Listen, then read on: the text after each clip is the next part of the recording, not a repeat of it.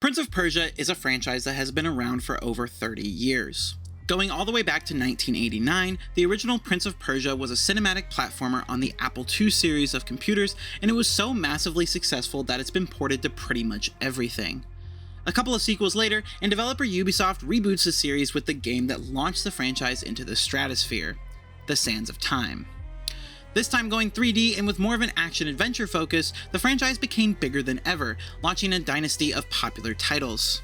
In 2008, after the Sands of Time trilogy was concluded, the series was rebooted once again, this time with a renewed focus on platforming alongside the now classic 3D action-adventure gameplay.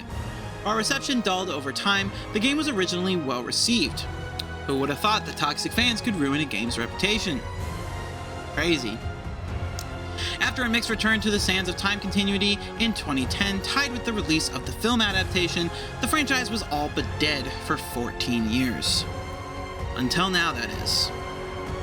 Prince of Persia: The Lost Crown marks a bold and refreshing take on the classic Prince of Persia franchise. By infusing the game with innovative gameplay mechanics, a captivating narrative, and stunning visuals, The Lost Crown revitalizes the series while remaining true to its roots. This video will explore how the game breathes new life into the franchise and offers a unique and immersive experience for players. One of the key aspects that set The Lost Crown apart from its predecessors is its innovative approach to gameplay. The game introduces a blend of action-adventure and platformer elements, creating a dynamic and engaging experience. Players take on the role of Sargon, a young and gifted Persian warrior, as he embarks on an epic journey to save the prince and restore balance to the world. The game has completely abandoned its now standard 3D format for a 2.5D Metroidvania style, a choice that was very controversial upon the game's original announcement. In an article by the New York Times, writer Caleb Marsh says, work on The Lost Crown began in 2019, when the producer Abdelak El-Guess got the idea to create a new Prince of Persia in the style of Ubisoft Montpellier's most famous franchise, the side-scrolling platformer Rayman. El-Guess said 2.5D was a very early decision for The Lost Crown, noting that the format, which adds a sense of depth, is more conducive to, quote, deep platforming and very strong combat and strategy. This didn't go over well for a lot of fans of the Sands of Time continuity, with fans saying things like, wow, amazing game, now show us Prince of Persia, or you must respect Ubisoft's consistency, killing every franchise they get their hands on. Yeah, that was a real comment on the reveal trailer for the game. In that same NYT article, Marsh also spoke with creative director Munir Radi, saying Radi said his team was prepared for some resistance, knowing that players craved a 3D game. But it was important to the studio to move forward. We wanted to respect our vision and our ambition, he said. We are Ubisoft Montpellier. We are able to surprise players, we have a lot of trust, and we have a specific expertise. This is absolutely true for anyone who's experienced The Lost Crown thus far. The game is an amalgamation of numerous different critically acclaimed experiences. There's bits of every style of Prince of Persia, as well as Rayman, Hollow Knight, and other generation-defining games.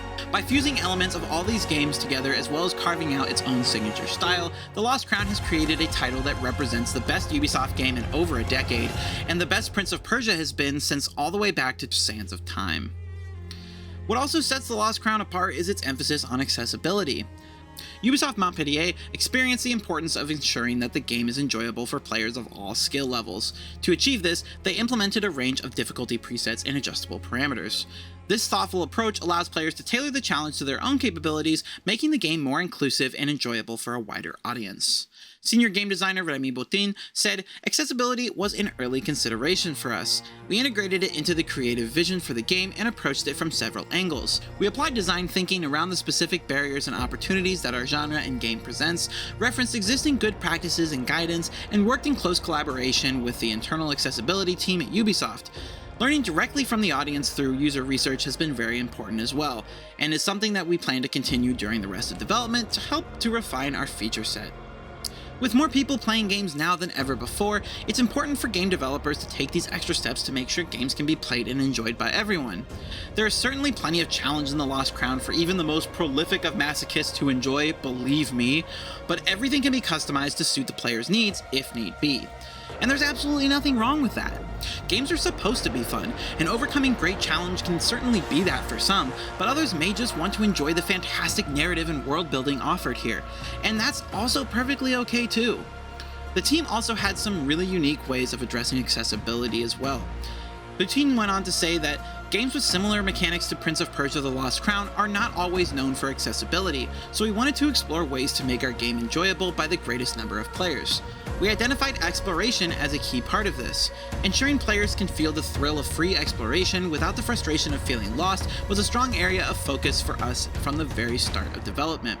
We have an optional guided mode to help with this, which shows objectives in blocks/available paths. But we also approached it through design, in particular with a feature we hope our players will enjoy, Eye of the Wanderer. The genre is quite dependent on being able to take mental notes, remembering and visualizing things like blocked paths or situations that need tools or powers that you don't have. We know that can be a barrier for some players, so to assist with this, the Eye of the Wanderer feature allows you to take a screenshot and pin it to the map as a visual reminder. Our game offers combat depth, and we're aiming for a challenging game, for players to experience the satisfaction of overcoming dangerous enemies. But we know that people are varied in that challenging means different things to different people, so we are providing both difficulty presets and a range of individual parameters so that more people can experience a challenge that fits their capabilities. As I get older and my free time gets less and less free, I'll admit, I've become more and more willing to accept certain game easing caveats when it comes to my sessions. I utilize the guided feature in the game myself because I can get frustrated pretty easily in Metroidvanias when I don't know where to go next. Even so, I still had to work to figure out how exactly to get from point A to point B, so it never felt like I was simply being given the answer.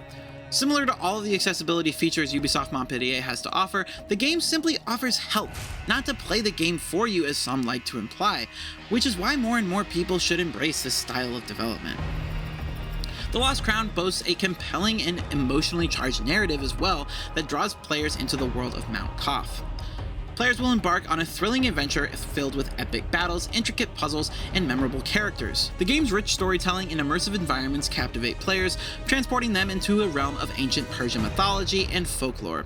Despite some reports that The Lost Crown is connected to the original timeline started in the 1989 game, the developers have specifically said that the game is not connected to any other game in the franchise and is a completely new take on the series.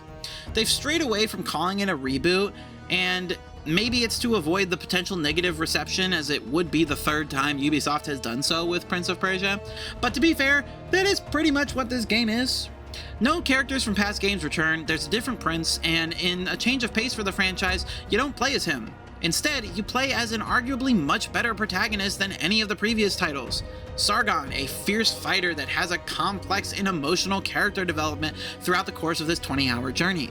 Without spoiling the game, there are numerous twists and turns throughout the story that challenge both Sargon and you as the player's worldview and ethics surrounding the chaotic events transpiring in Mount Koth and how it affects all of Persia.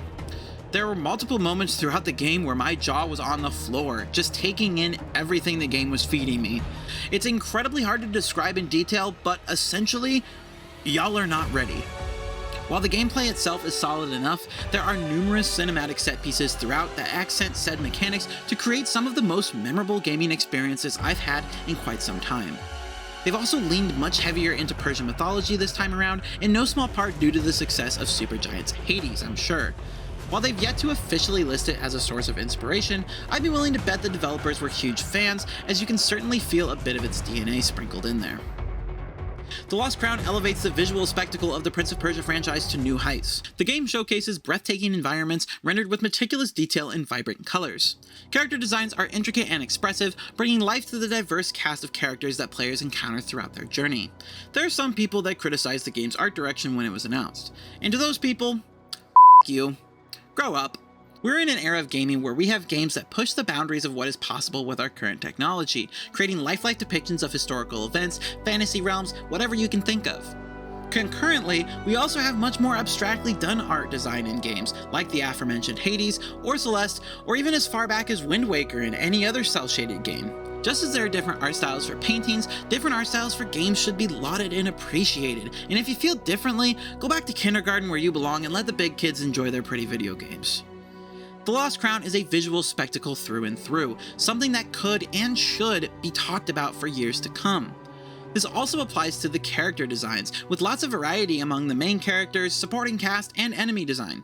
Each model is crafted with their own flair, and the boss designs, just some good solid stuff. The game is never once an eyesore, and taking in the sights never gets old. The game's immersive soundscapes further enhance the player's experience. The soundtrack, composed by Mentrix and Gareth, blends traditional Persian melodies with modern electronic beats, creating a unique and memorable musical journey. Sound effects are meticulously crafted to heighten the intensity of combat and the tension of puzzle solving, immersing players in the game's world. Sound design is often one of, if not the most overlooked aspect of game design, and the developers at Ubisoft Montpellier have done a phenomenal job making everything feel at their best through sound. What makes games so immersive is that it tackles as many of your senses as possible in order to convey their vision. If a weapon connects with an enemy, an appropriate sound can further transport a player into that vision, to make you feel impacted even though you're simply holding a controller. The attention to detail involved in sound design goes so much further than many think, and no stone was left unturned as far as the Lost Crown is concerned. Alongside this is the game's breathtaking soundtrack, cinematic, melodic, and vibrant.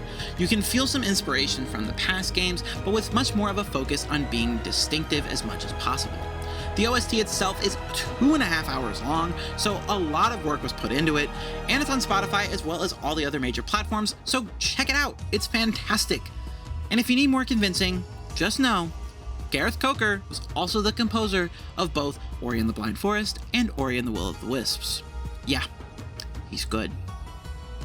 Prince of Persia: The Lost Crown is a shining example on how to revitalize a beloved franchise while staying true to its core values. Ubisoft Montpellier's dedication to innovation, accessibility, and storytelling shines through in every aspect of the game. With its captivating narrative, immersive world, and stunning visuals, The Lost Crown offers a fresh and exciting experience that will appeal to fans of the series and newcomers alike. The game stands as a testament to the enduring legacy of Prince of Persia and the boundless creativity of its development team. The game is available on Nintendo Switch, PS4 and 5, Xbox One and Series systems, PC, as well as Ubisoft's own Ubisoft Plus subscription. Thank you all so much for watching. Be sure to like and subscribe for more. And real quick before you leave, I'd just like to give a few quick shoutouts. Huge thanks to Rogue Energy for sponsoring the channel and making a really great product that keeps me going. Anyone who knows me knows that I can be pretty picky with who I represent when it comes to sponsors. I don't want to advertise anyone or anything that I won't actively use, but I'm happy to say that I use Rogue Energy all the time to give me that boost when I need it. If you hop into a stream of mine, I'm most likely sipping on that strawberry, kiwi, or blue raspberry flavor in my Legend of Vox Machina themed shaker. If you want that focus boost or you just want to stay hydrated with their caffeine-free flavors, Rogue Energy has got you covered. So definitely check them out using my affiliate link and code PandaMaster to get some sweet discounts and some truly awesome products. Every purchase you make helps out the channel so I can keep making videos like this and so much more.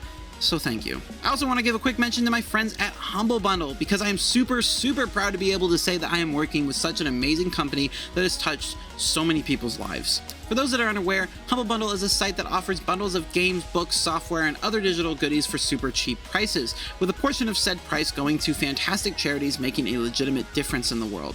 I'm serious, these people have raised hundreds of millions of dollars for those in need. They are truly doing some incredible work. By using my affiliate link, not only are you getting some great stuff and contributing to these same charities, but you're also helping support me as a creator as well. So go find your next obsession. They even have an entire digital storefront as well, so there's plenty of awesome stuff to find that also supports great causes.